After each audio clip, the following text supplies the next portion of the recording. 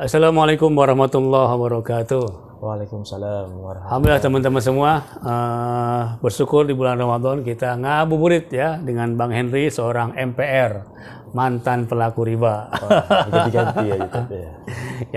yang sedang proses dan hijrah, Masya Allah. Ternyata ketika nengok masa lalunya ada salah satu ujian. Nah, ketika sudah hijrah mendapatkan PO, mendapatkan order 70 perumahan yang notabene masih riba, ya kan?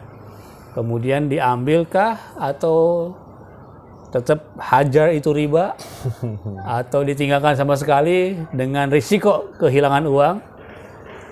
Gimana ceritanya, Bang? Ya sebenarnya Ustadz mengingat saya gitu. Bukan ingat-ingat, kadang-kadang pengalaman itu kan sesuatu yang berharga, ya kan? Betul. Bukan berarti kita mesti ngalamin dulu. Kasihan dong orang-orang teman kita yang baru mau hijrah, mesti ngalamin dulu. Kita semua bisa belajar dari pengalaman orang lain. Nah, saat ini kita sambil ngabuburit, kita belajar dari pengalaman beliau.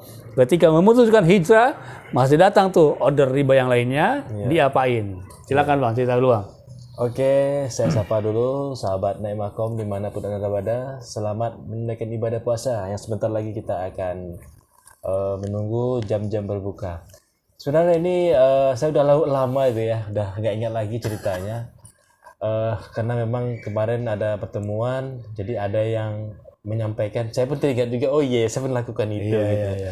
Tapi insya Allah saya akan berbagi bagaimana saya melewati ujian tersebut, saya menghadapi dan bagaimana menyikapi dan apa sih yang saya lakukan waktu itu.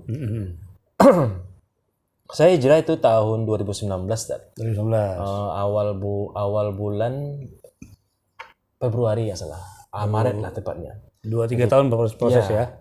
Ketika itu memang saya bertemu dengan seorang guru, Ustadz Pak Ma'bul waktu itu. Saya silaturahmi ke rumah beliau dan bercerita. Beliau juga seorang penggiat riba gitu kan. Dan beliau juga seorang pelaku pengusaha perumahan, Maton House ya. Betul. Di Pekanbaru. Sekarang lagi bangun di Bandung.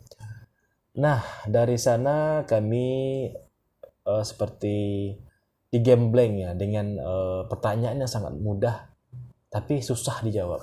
Ya. Pertanyaannya sangat mudah tapi susah dijawab.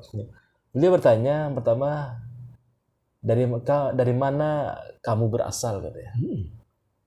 Saya jawab gitu kan, saya dari Pekanbaru gitu. Bukan begitu. Sebagai manusia gitu kan, kita harus tahu kita nih dari mana gitu kan.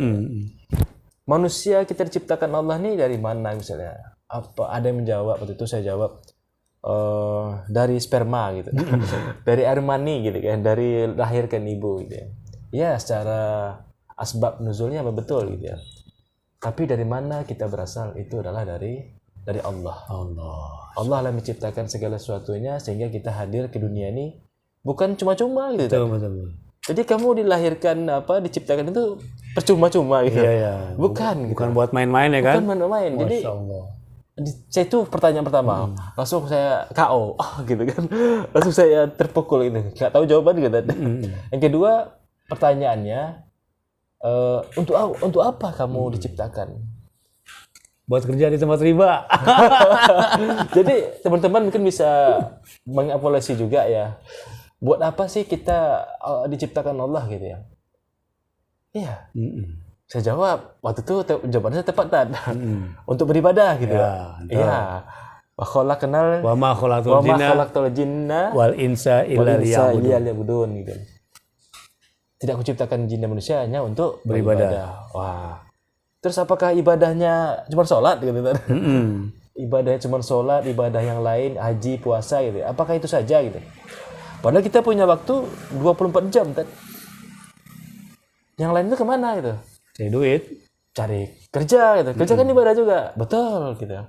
Kerjanya sesuai nggak dengan syariat? Nah, itu. Langsung kena KO lagi. Betul. Maksudnya gitu kan. Rupanya kerjanya riba. Nah, yo teman-teman ya kan. Sudah betul mau ibadah, di mana kerjanya? Kalau masih ada ribanya, betulkah itu yang akan dipertanggungjawabkan di hadapan Allah? Iya, itu tadi. Jadi ditanya lagi untuk apa diciptakan? Iya, saya kerja gitu kan. Betul. Kerjanya apakah sudah sesuai dengan tuntunan gitu ya, atau sudah diterima gitu kan? Rupanya kena salah. Terus gimana gitu kan? Ya kan, ya stop gitu kan. Waduh, saya kan pukul lagi kan. Saya suruh berhenti. Waktu itu kan masih proyek jalan itu kan. Perumahan jalan, jualan jalan waktu itu kan. Yang terakhir ditutup dengan beliau. Kemana setelah ini gitu? Kemana setelah kamu meninggal gitu? Allahu Akbar. Bingung ya. Di akhirat lah, gitu. Saya bilang jawab ke akhirat ya. Iya betul ke akhirat. Tapi apakah bisa dijamin keselamatannya gitu? Ya enggak gitu kan? Kan itu urusan Allah, betul. Tapi semasa hidup kamu bisa mempertanggungjawabkan kan gitu. Kamu bisa memilih kehidupanmu. Kamu bisa memilih ini salah, ini benar, ini haram, ini halal gitu kan. Kamu punya pilihan itu gitu. Iya juga ya, baru saya termenung Ustaz dengan 3 pertanyaan tadi. Dan setelah pulang apa nasihat beliau?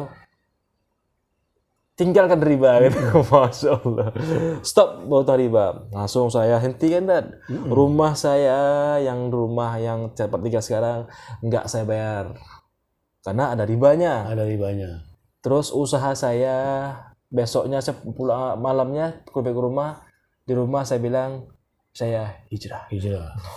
Saya nggak mau lagi dengan riba gitu. Karena Yang sudah sama istri itu ya. sama istri. Hasilnya ya istri ikut dia aja kan. Rupanya istri udah luar gaji. Udah dapat kemudahan duluan. Alhamdulillah. Allah mudahkan langkahnya. Besoknya saya panggil orang-orang kantor, orang-orang yang kerja sama saya.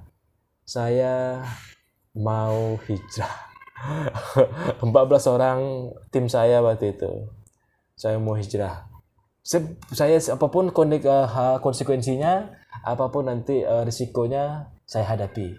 Itu saya bilang, saya nyatakan sama karyawan saya waktu itu. Waktu itu sudah ada proyek ya, perumahan ya. Waktu itu memang dalam proyek bagus-bagus tak? Sedang proyek enak-enaknya. Enak-enaknya lagi penjualan lagi ratusan unit per bulan gitu. Masya Allah. Ya. Cuman akarnya memang ribawi. Akarnya riba, karena kita menjual rumah tipe 36 ya, subsidi ya. Kredit, memang riba. Kredit, subsidi pemerintah. Tapi ujungnya memang termasuk dalam kategori riba gitu kan. Akhirnya stop semua. Akhirnya saya stop. Oi teman-teman, tunggu dulu biar seru. Beranikah Anda stop setelah datang hidayah, kemudian kekuatan, stop deh, nggak bakal riba. Allah. Ya, memang tak mudah saya akui. Tak mudah ya, tak mudah. Karena memang diri saya sendiri juga mengalami ketegangan waktu itu.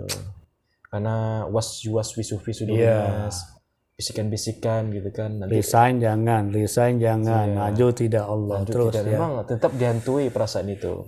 Tapi karena memang ini adalah sebuah pilihan gitu kan. Inilah sebuah ujian gitu ya. Ini harus dilakukan gitu. Ya, ini harus kita ambil karena memang pilihan ini adalah merupakan sebuah perbuatan ya, Betul.